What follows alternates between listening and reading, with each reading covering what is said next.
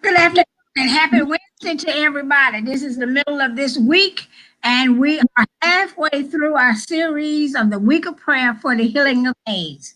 We are extremely grateful for all of you who have been able to attend all of our episodes.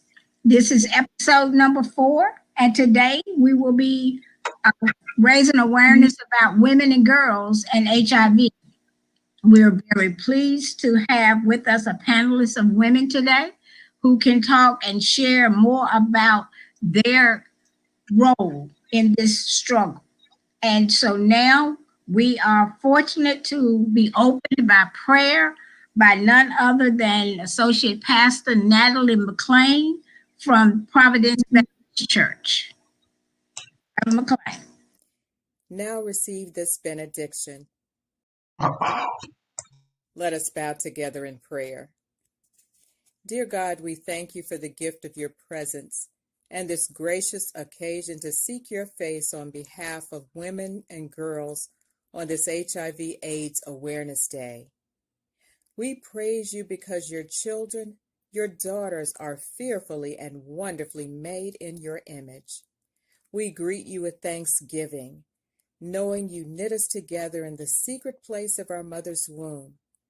We take comfort with the thought there is no part of us hidden from your loving and compassionate gaze. Lord, you are the great physician who is intimately aware of every cell of your daughters' bodies. We thank you for these daughters and their caregivers who are recipients of your sustaining grace in their experiences. May the fruit of this National Week of Prayer encourage, inspire, and transform us from despair to hope and from fear to faith in you. May each daughter feel she is loved. Through cycles of illness and strength, keep your children ever close to you in your care. This is our prayer of confidence in you. Amen. And thank you, Pastor McLean. We really appreciate you. And Pastor McLean has been a long-standing supporter of Piedmont Health Services and Sickle Cell Agency. So here we are again, and on this, a very special day, because we know that the backbone to our existence has been and continue to be women. And the HIV/AIDS epidemic has disappropriately affected the African American woman specifically, and women as a whole. We have been victims to lies and deceit that society thought was okay, but we know that it is not, because now we're being forced to live with a condition that we, in so many cases, had no control over. So on Sunday, Josephus reminded us of our purpose. Lyra McQueen enlightened us and encouraged us that a better day is going to come. On Tuesday, we heard from church, from the faith community, and the resounding message from each and every one of them was love. That we are to love ourselves as Christ has loved us. That we are to love each other as Christ has loved us.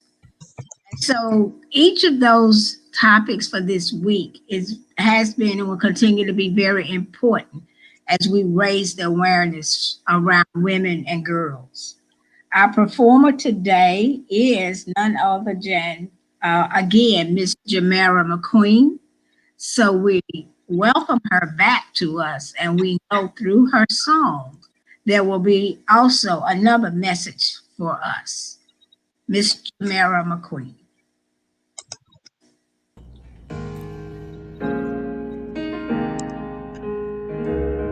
I pray that you're blessed by this song. I pray that the Lord would bless you and keep you. I pray that he would make his face to shine upon you. Be blessed. I lift my hands in total adoration unto you. You reign on the throne, for you are God and God alone. Because of you, my cloudy days are gone. I can sing to you this song. I just want to say that I love you more than anything. This is my worship when I'm at home. I lift my hands in total adoration unto you. You reign on the throne, for you are God and God alone. Because of you, my cloudy days are gone. I can sing to you this song. I just want to say that I love you more than anything.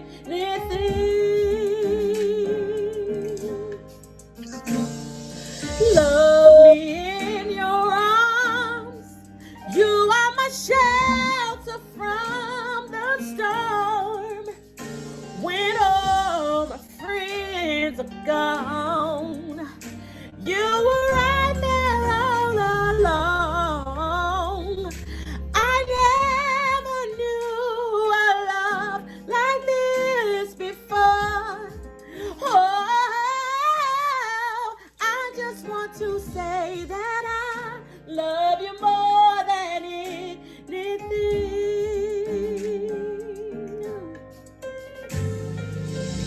'Cause I love you, Jesus. Oh, yes, I do. And I worship and adore you. Just want to tell you, Lord, I love you more than anything. Oh, yes, I do. I love you, Jesus. Oh, and I worship and adore you. Just want to tell you, Lord, I love you more than anything. Come on and sing it with me. Oh, I love you, Jesus. Oh, I worship and adore you. Just want to tell you, Lord, I love you more than anything. Oh, I love you, Jesus. Oh, and I worship and adore you. I want to take the time right now just to tell you, Lord, I love you more than anything. Oh, yeah. I love you, Jesus. Can you wave your hand right where you are? I worship and adore you. I gotta take the time to stop to give you glory. I gotta give you praise. I gotta give you glory. I gotta worship you, Lord. Despite of what's going on, despite of the doctors giving up on you, Lord, I love you. I'm gonna praise you. I'm gonna worship you. Hey, Lord, I love you more than anything.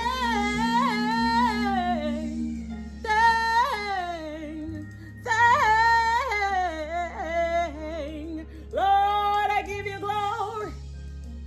Right where I am, I'm gonna lift my hands and say, Lord, I love you more than anything.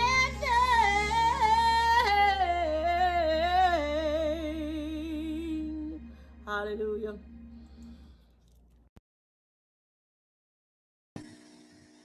Hallelujah. Thank you, Miss McQueen. Lord, I lift my hands in total adoration, not partial, not just a little bit, but in total adoration. And Lord, I do love you. We all love you, Lord. But in order to love Jesus, we have to love ourselves. And as we go into our panelists today, we are fortunate to have our own Angela Morgan, who will serve as the moderator for today. She will share information with you, and she will lead questions for our panelists. And I'll say now to all of our panelists, thank you for taking out of your time, your busy schedule to come and join us on this day in episode number 4 of the Healing of AIDS under the production of Keystone Marketing, which is directed by none other than Kevin Elwood. We thank you and we appreciate you. Angela?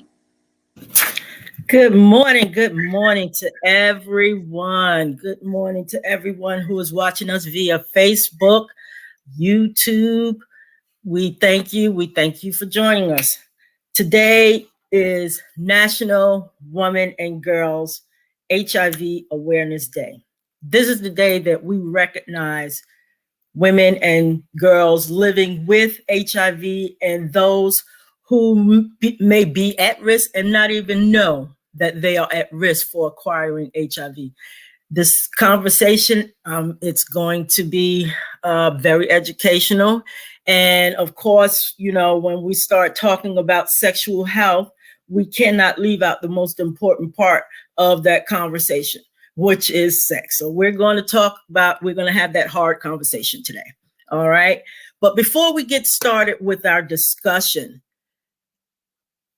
we want to recognize some women and girls who are living with HIV because of the works that they do.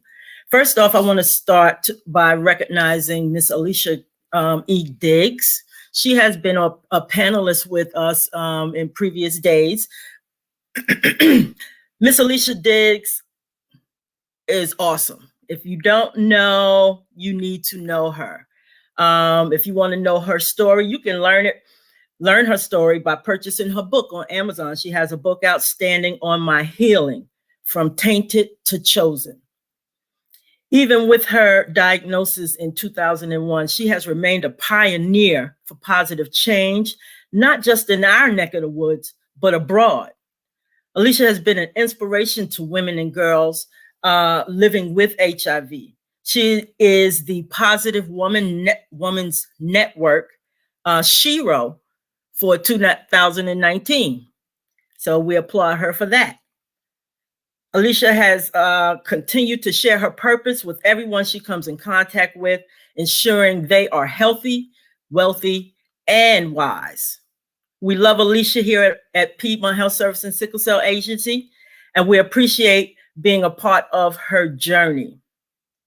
We love you, love you, love you, and we appreciate the work you are doing, not just for women and girls living with HIV, but for people living with HIV.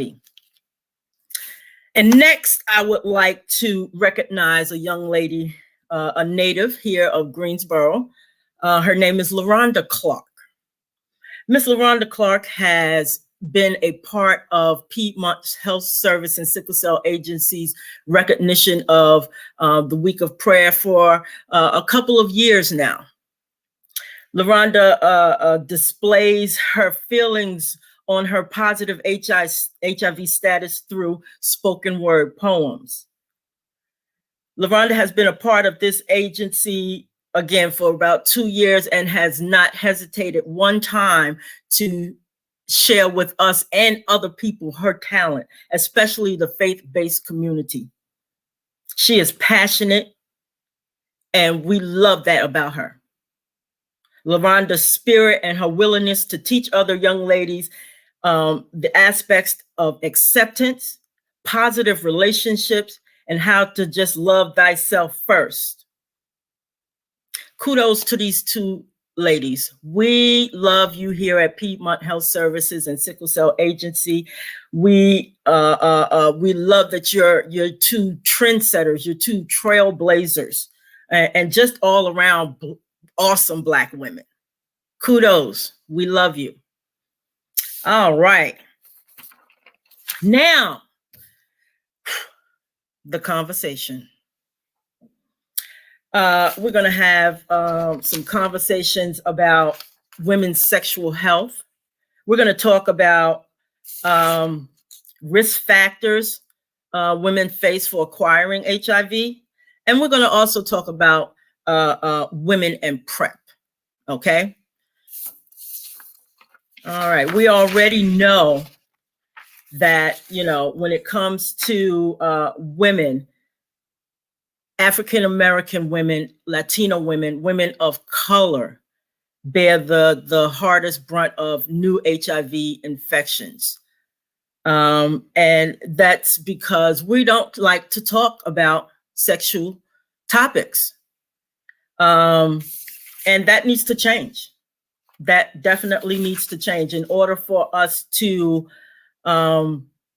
change or have positive change, we have to start with positive communication.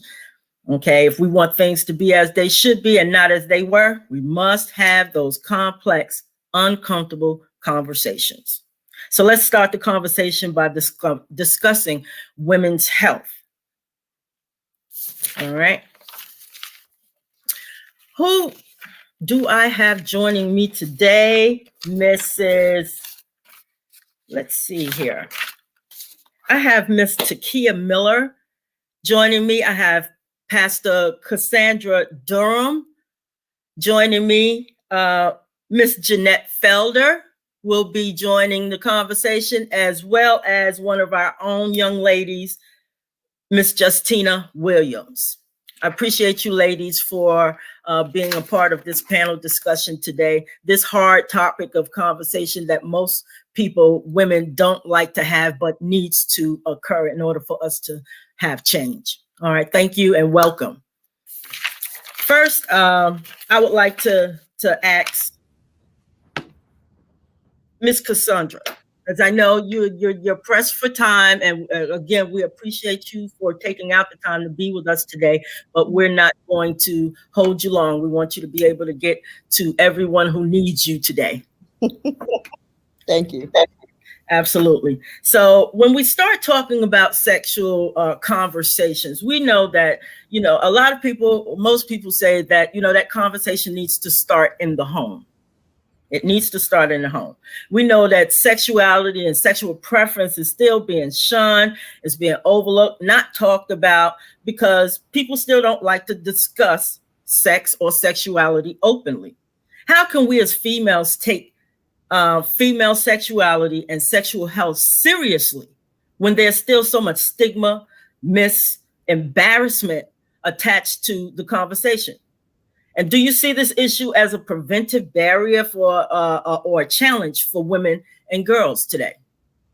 Oh, yes. Well, first of all, let me say thank you for having me. I am honored to be on this panel. But let me say that our inability to discuss sex and sexuality is a huge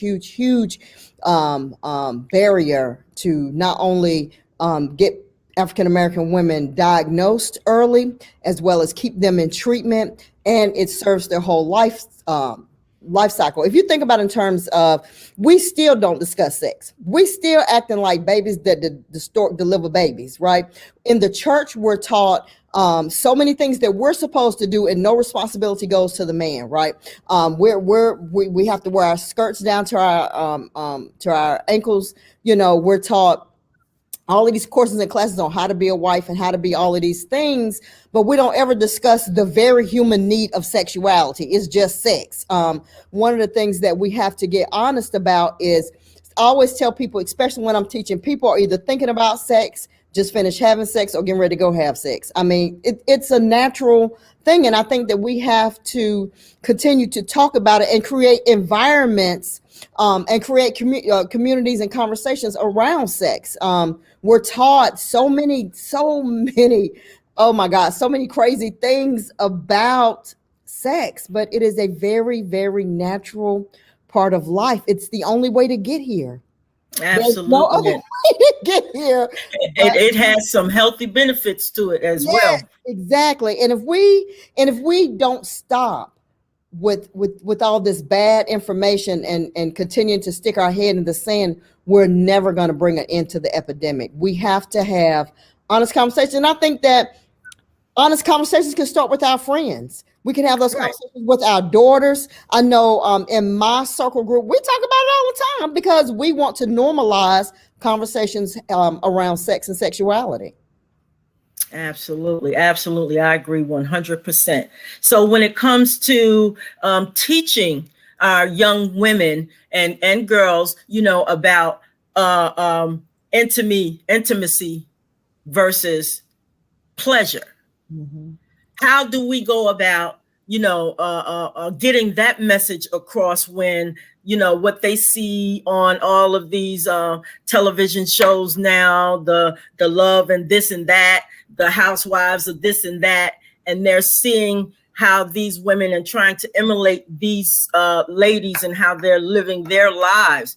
How do we explain intimacy versus pleasure? And I'm going to pose that question to you, Ms. Takia.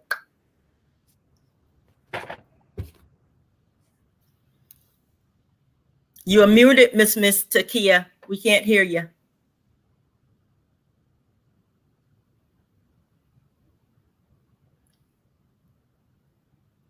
All right, we'll get back to you. So, Miss Jeanette, how are you this morning? I love the hair, honey.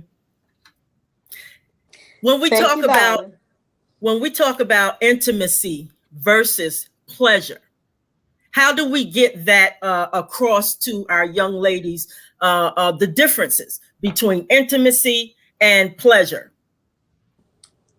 To me, intimacy is when you're connected with the person, when you feel closer to the person, you're on the same page. He's not on page 52 and you on page 2. You're connected in a physical way, a mental way, and most important, a spiritual way.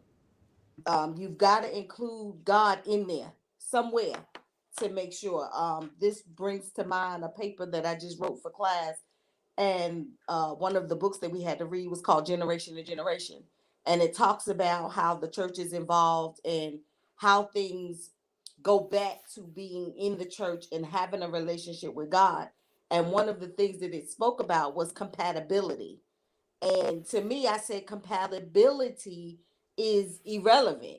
You have to be connected, and you have to be connected through God. You have to know that this person, male or female, was sent to you by God. This is not someone you went out and chose yourself. To me, that's being intimate, understanding each other, being able to have a conversation with each other where you both understand the lines of agreeing, and then agreeing to not to be okay with not agreeing, not having it turn into an argument. That's being intimate. You getting to know one another without the physical. When Exactly, exactly. And it seems and that we have gotten away from that, getting to know someone on a more, mental level, or more emotional level, spiritual level, before you add in that whole pleasure part. Everything is so fast paced. Everybody just want to be pleased. Everybody just want to be pleased. But when you get that pleasure and it's not all cracked up as you think it should be, then you're totally missing out on that whole intimacy part. So definitely getting to know the person before you become sexually active is definitely a huge part of helping stop this spread, because that communication, once you can talk to your partner about your needs, your likes, your dislikes, your wants, and do the same with them, they do the same with you, then you can definitely connect on a whole nother level, where the pleasure would be so much, just so much enhance it, bigger. when you Exactly. have that intimacy and you are connected with each other, that just enhances the pleasurable part. That makes it better. That gives you your ice. Well, if those that eat cake and potato chips together, that gives you that flavor that you're Right. wanting and needing in a relationship. And it allows you to see each other from the inside out instead of the outside in. Right. And that leads me to my next question. A lot, like I stated in the beginning, a lot of what needs to be taught or is taught should happen in the home. When, mothers having those conversations with their daughter, they, our younger generation tends to emulate what they see. And if, they're seeing their mom in healthy relationships, then they're more likely to be in healthy relationships. So that brings me to a question for you, Justina. Do you recall having that conversation with your mom about sex, and before you engaged, or even if you haven't already, have you had that conversation with your mom, and what was that conversation like?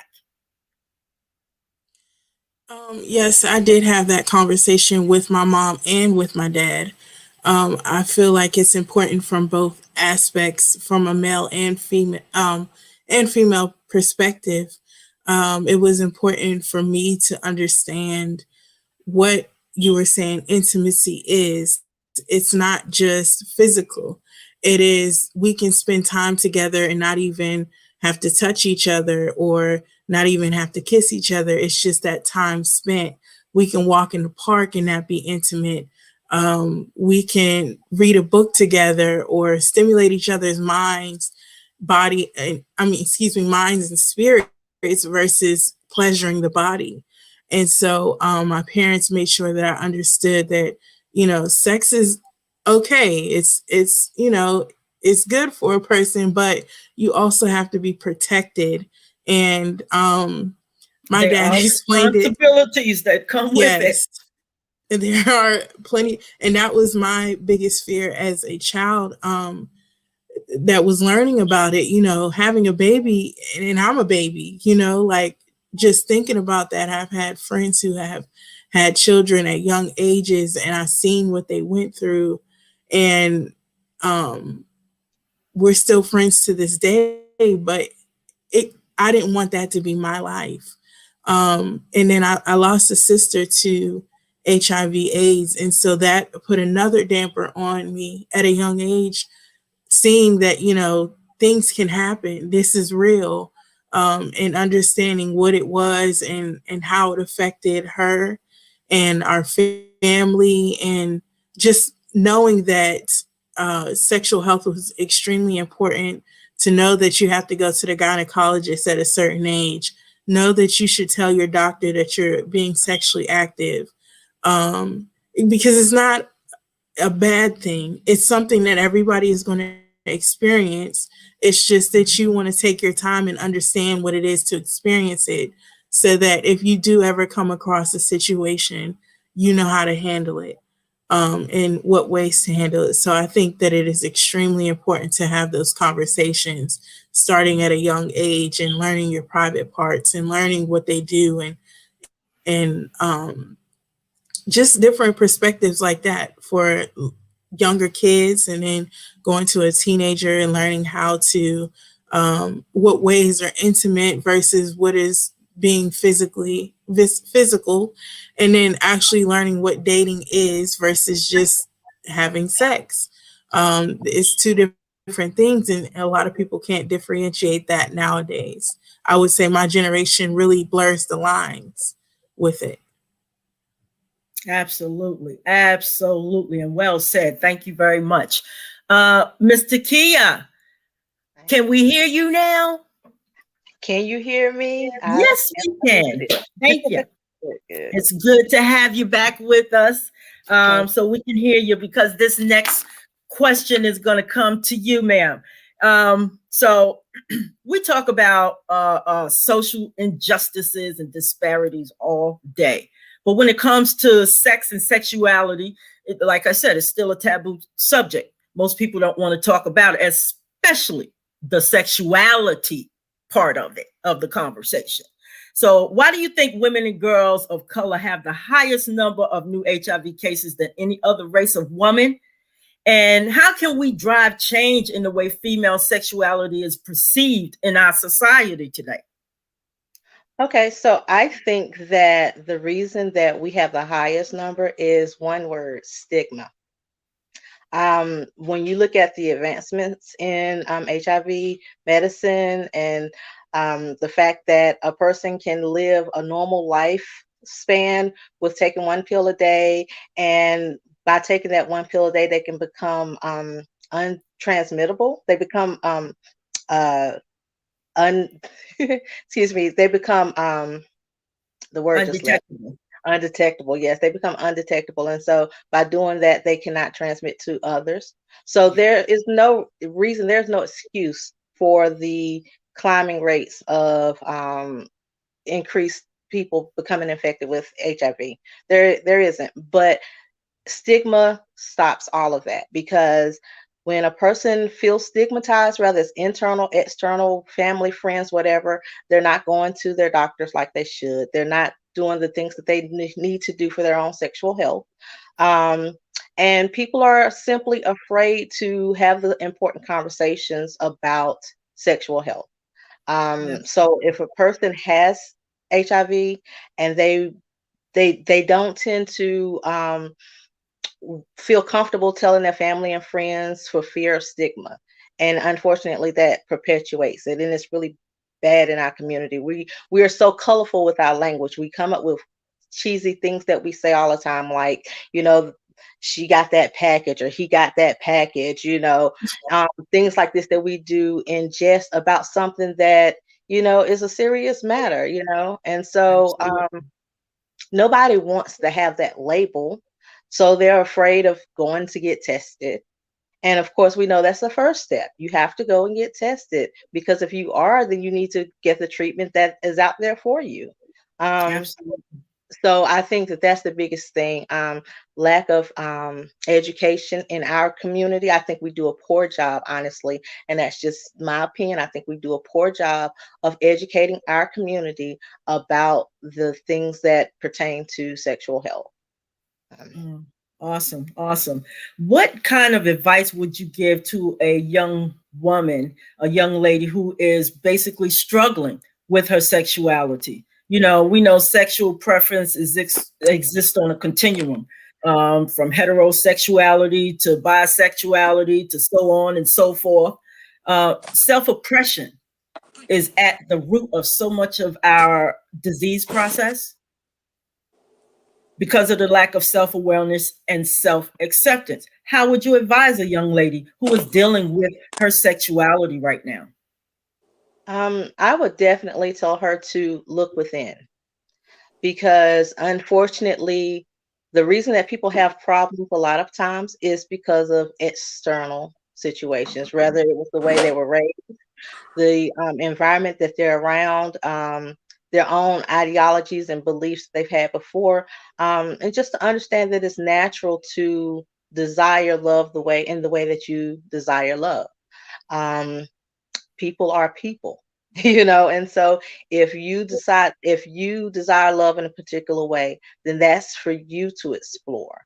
And of course, unfortunately, our society once again has not been the best when it comes to that. And I understand when it comes to religious practice, being a woman of faith myself, a licensed elder myself, but you have to understand that there's a saying in the church, I don't have a heaven or hell to put you in. So going with and walking in that freedom that your life is your own and it's for you to explore and to enjoy. That would be my advice. Great advice. Great advice. Great advice. All right. That's a great discussion, ladies. Thank you. Now let's move on. Let's look at risk factors, things that put women at risk for catching or acquiring HIV, even those ones that they don't even think they're at risk for. So when we look at risk factors, we know that any woman who has sex, can catch HIV, can acquire HIV. Okay, so how do we look at ways that the things that are putting us most at risk? Okay, I'm going to pose this question to you, Justina. When it comes to, we know we have a serious problem in schools when it comes to sex education. There's a lack thereof, just put it that way. Sex education curriculums around the world are flawed, which can lead to some dire consequences for young women. Okay, did you have any sex education in school? And if you did, how was that? What was it like for you? It wasn't very informative. It was what they wanted you to know. And I don't think it explored everything that it should have explored. It only explored a few diseases and wear condoms because you can have a baby type of situation, not wear condoms because you can get XYZ or whatever. It was more of not a lot of prevention for reasonings behind the prevention of was the kind of sex education that I got, or what the reproductive system is. And it wasn't, this is, if you have sex with multiple partners, this, and this, or if you engage in this kind of activity, risky behaviors, so on and so forth. It didn't explain any of that. And so I went and read for myself and learned more on my own than I did from what I learned in school or in high school. And I feel like sex education should be a part of every talk from elementary all the way up until college, all the way through your whole entire life, because people are going to engage in it, but you want them to be educated about it. And that is something that I've learned over the years. You think you know everything, but you don't until you actually experience things, and then you really see real life situations from other people as well as from yourself. And so I would say the sex education is poor in school systems all over. I think their idea of what sex is not ideal. It's not real. It's not realistic. Because I mean, it is, and I don't know. It's just not realistic, honestly. It kinds of glorify, negative aspects of relationships and ties it in with intimacy or sexual contact. To me, a lot of, like what is seen on TV, what is heard through music, teaches our young people wrong ideas about sex and females in general. So, and a lot of that comes across through social media. And everybody stays on social media right now. Everybody's on social media right now. The children love social media right now. And right now they have over like 103 dating sites right now. And with this COVID pandemic, out there and having people stay inside and, trying to stay safe and healthy. What is it? I mean, what is it that we can do to bring awareness about, what's going on these dating sites? Bring awareness so that people can know and understand, okay, this is actually a risk. We need people to understand that being on these sites and connecting with others on these sites is a risk.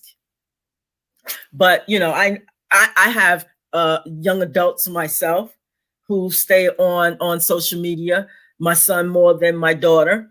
But I have to explain to him as well when he's trying to make these hookups online, the dangers he's putting himself in.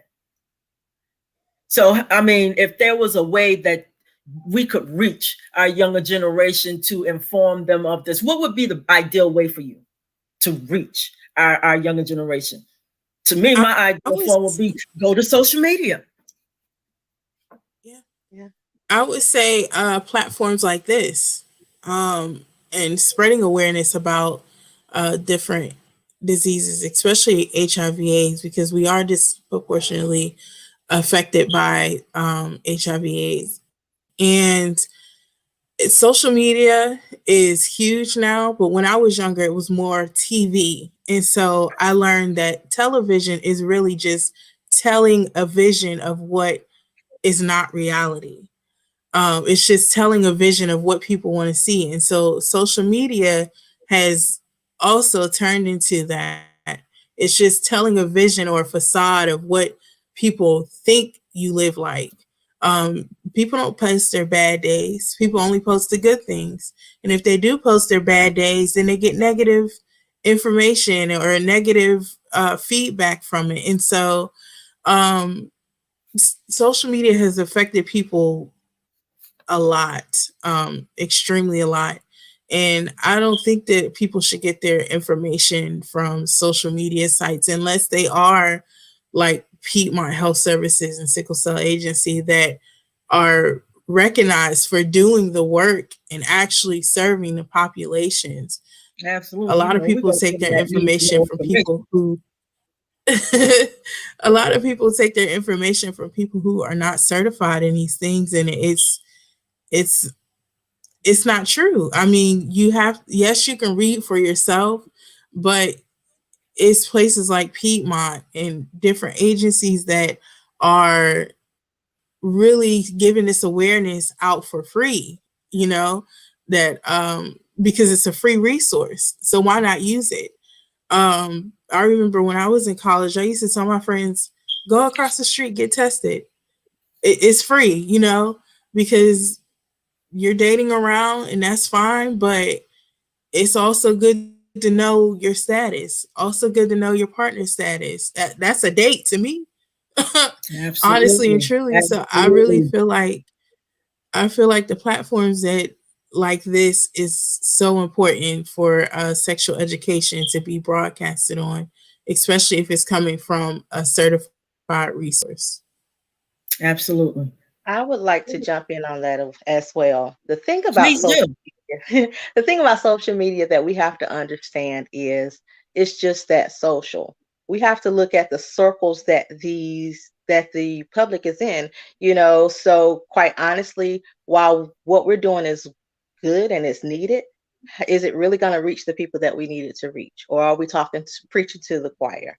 I think in order to be effective with social media, we need to find young ambassadors, people who are willing to take up the mantle to spread the word within their circles on the social media, because you know everybody has a Facebook page, every agency has a Facebook page, but young adults are not going to those Facebook pages. They don't have a need to go to those Facebook pages. We can put out ads, but they scroll past, and we skip past ads all the time. We don't pay attention to ads. It's just like driving down the street and there are billboards. We see the billboards so much that we don't even see them anymore. So we have to have people that are willing to get in the faces of those that need to hear it. And honestly, I believe that happens on a peer level. Unfortunately, the downside with social media is, there is the freedom of speech where, if I get on social media and say, hey, do you think I'm fat? Then a whole bunch of people are going to be, get on that post and say, yeah, you're a pig. They're going to talk so you have to be creative with ways of showing, of being that ambassador. But I really think that we need those young people, especially, but not just young people, but people in our communities to be willing to take up the mantle. Absolutely. Absolutely. I know here at Piedmont Health Service and Sickle Cell Agency, we have a service where we will actually go into the home and educate, groups of friends. Get your friends and bring them on in, and we'll have that candid conversation. We want you to have the correct information. Right. So we will do that, and we have done it. We have some awesome staff who are younger and able to actually reach our younger population and, connect with them on the same level. So, we definitely understand. Mr. Nat, question for you, darling. Okay, before you give me that question, can I piggyback first? Yes, absolutely. Absolutely. First and foremost, to really get the information out there, and to get the younger generation to spread that information to their peer groups, we first need to meet them where they are. Yes, we may go on Facebook, but if it's not if the information is not interested, if it's not geared to catch their interest, then yes, they will scroll on by and keep on going like they never saw that. So we have to meet them where they are. We have to understand their language and be able to speak their language so that they will fully understand what we are saying and the gist of what we're trying to do. Then we have to educate them as best as we could. I find that is a great lack in the community of the younger generation. Or as they say, these millennium children, they're not educated enough on HIV and AIDS and what it can do and how it affects your life and the changes that you go through. So, with those two things in play, I think we will be able to reach a greater group of that generation of people. Absolutely. Because I say it all the time. It's one of my little phrases. When you know better, you can see better to do better. Absolutely. So my question to you is, coming to that part of the risky risk factors that put young ladies and women at risk for acquiring HIV, we cannot leave out, that conversation, that hard conversation about women who have been victims of sexual assault, incest, rape, intimacy, partner violence. These are all things that women that get in the way of their greatness. It gets in the way of that Black girl magic that we try to shine through. How can women of color break this cycle? How can we One, break the cycle of allowing our younger generations to go through what we've gone through? I know it's like a generational curse. mhm. My grandma went through this, my mom went through this, so I guess I need to go through this, or I have to go through this, or I'm gonna go through this. There has to be a point when our young women are educated enough and equipped with whatever it's going to take to break this cycle of incest, of especially violent, intimate partner violence. Mhm. What is it that young women need to know, or that you would like to tell young women about how this can end the epidemic if these things were looked at, if they were talked about, if they were dealt with, how it could change the outlook of their future? Well, for one, you have to start with yourself. Me being a product of molestation, I had to one learn to forgive myself and to understand that the incident that happened was not my fault. I have to stop. You have to stop feeling guilty, and you have to stop blaming yourself, because as long as you continue to blame yourself, then you will not open yourself up to get the support and the help that you need to help you work through it. So that's one. Two, we have to start breaking the generational curses. And in order for us to do that, we have to start educating each other within the family. We have to get families to start talking to one another. Like my mom and her sisters, they don't talk. They don't want to talk about what happened in the past. My thing is, you need to talk about it so that you can inform the generations that are coming after you, so that you can start to work to break down these generational curses. Three, empower them. Give them, equip them with the tools that they need, the support groups that they need to help them to work through the issues that come along with being raped or molested or sexually abused, or being assaulted by your mate. Allow them to know that there are people here that are here to help you, to tell you, I got you. I'm going to hold your hand and we're going to walk through this. If you need to call me at 2 o'clock in the morning because you've had a bad dream or you've had an episode and you need to talk about this thing, I'm willing to listen to you talk about it. But I need for you to start talking about it. They don't talk to each other.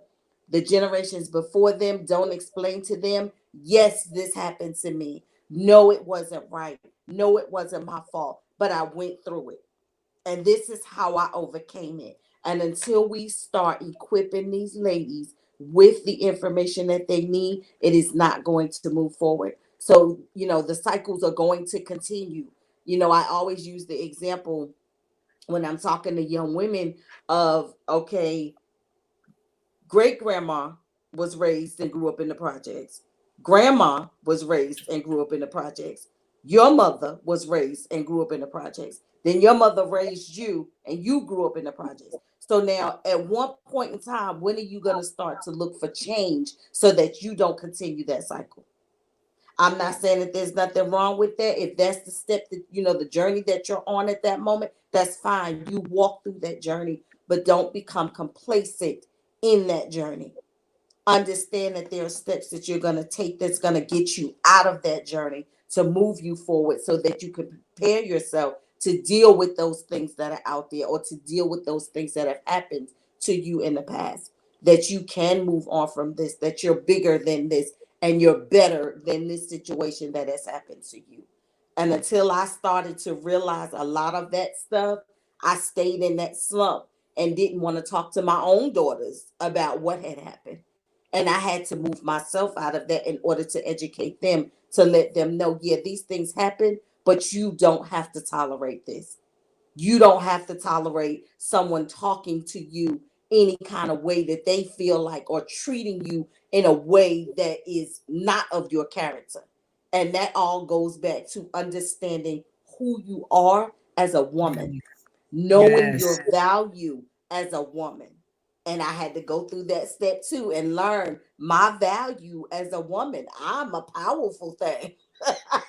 Hey, And when I thank want God for growth. Thank God I for can growth. be a force to be reckoned with when I need to be, but you have, it's all about educating this future generation on their womanness, as I call it, their fierceness, their power, that they have, that we have this thing within our bodies that allows us to control the world.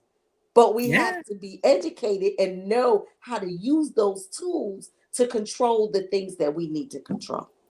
I'm telling you that black girl magic is awesome, man. It's awesome. Okay, I'm getting that red light. So I have one more question to pose, and then we're going to close out our discussion. This question is going to go for to you, Mr. Kia, and to anyone who wants to answer. But right now, we're seeing a lot of or hearing a lot of information about preventative medicines for HIV. We hear talk about PEP. We hear talk about PrEP.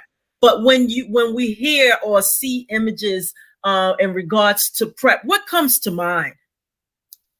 Well, definitely what comes to mind are men who sleep with other men, because Where that's do who. women come into that?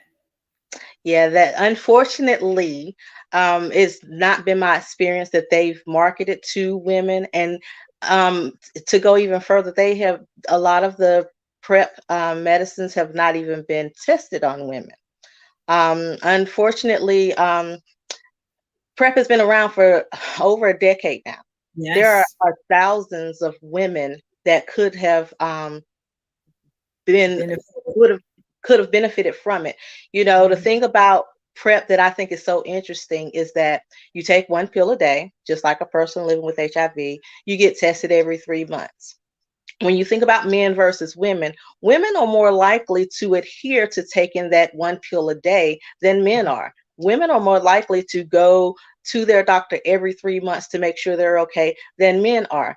But women are not being empowered as well, so much by PrEP as the men who sleep with men. And true, I understand. I'll take nothing away from it, because we know that some men who sleep with men turn around and sleep with women as well, and so there's that risk. So we're not taking that away from it, but I just think that um, we have done they have done women a huge disservice by not educating or promoting PrEP to women as well as they do and as fiercely as they do to men.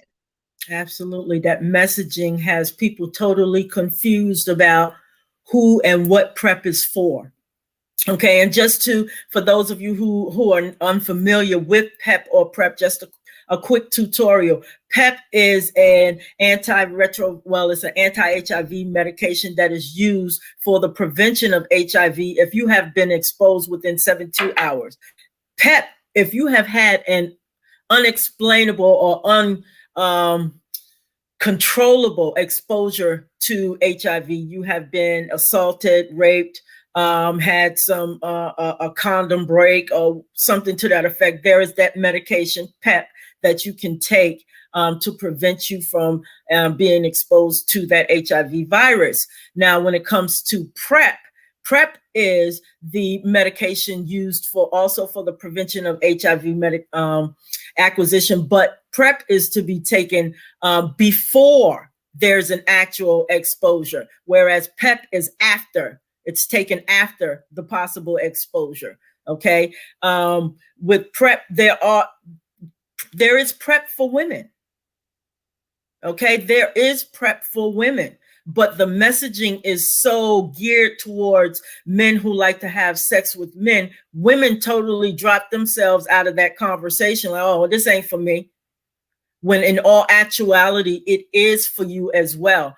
Because like you stated, we are in an age where we may be dealing with a young man who is actually having intimate relations with another young man and then coming home to you. That is a very huge risk that we face right now. What are your thoughts around PEP and PrEP for heterosexual women? Miss Jeanette, have you seen or hear talks about people who want to take PrEP, if they actually want information about PrEP, just anything about PrEP.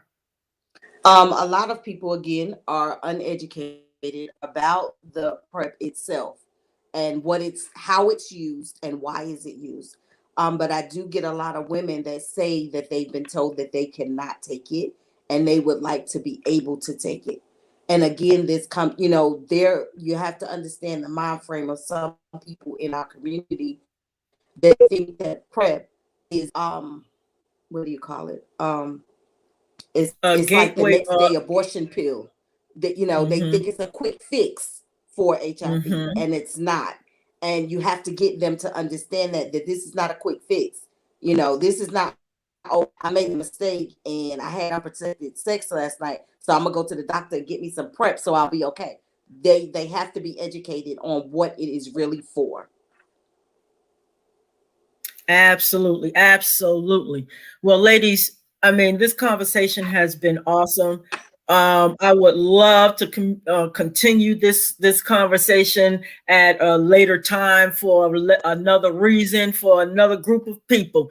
It needs to happen. We need to start having these conversations around the dinner table. We need to start having these conversations, at bedtime before, you get on the internet, before you get on the cell phone. While you're on the cell phone, you could be FaceTiming your friend and let me hear a conversation around something that's, risky.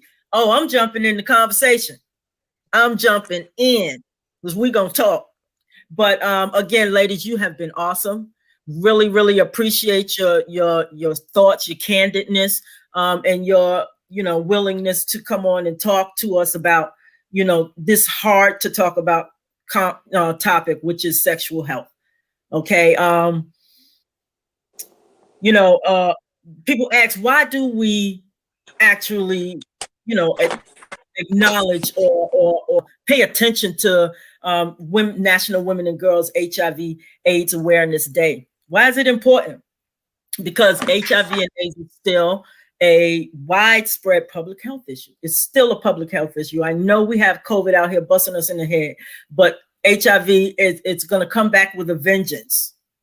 Okay, people are not taking it serious anymore. They think COVID is more serious than it.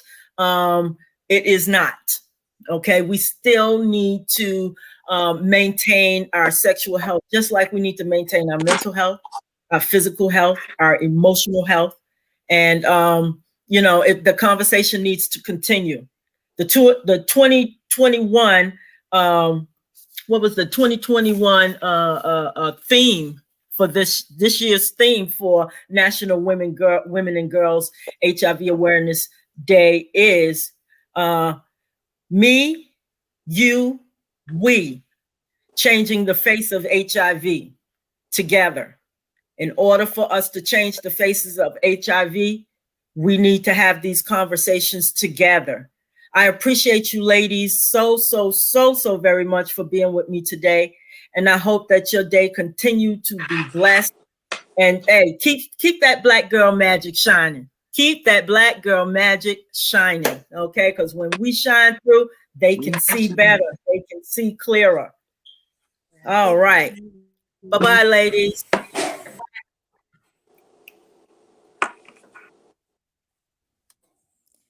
Now receive this benediction.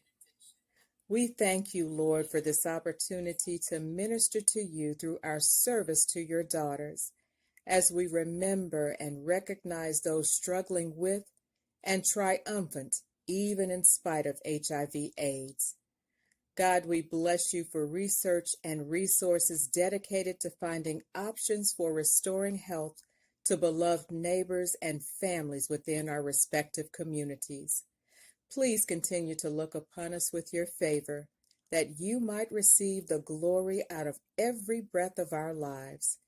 This is our prayer of confidence. We place our trust in you. Amen.